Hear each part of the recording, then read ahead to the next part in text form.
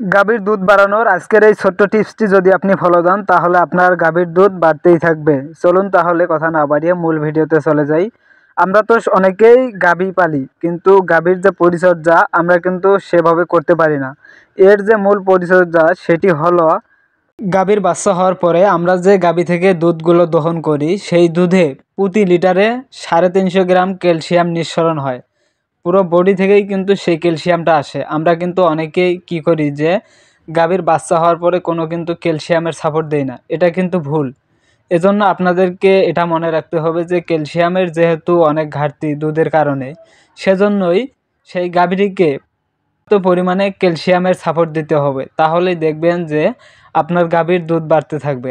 আর মূলত ক্যালসিয়ামের পাশাপাশি ফ্যাটেনিং বা গরুটির যে চেহারা সেই চেহারাটি বাড়ানোর জন্য অবশ্যই ফ্যাটেনিংয়ের জন্য ফ্যাট পাউডার ব্যবহার করতে হবে। ক্যালসিয়ামের অভাব দূর হলে গাভীর দুধ বাড়তেই থাকবে।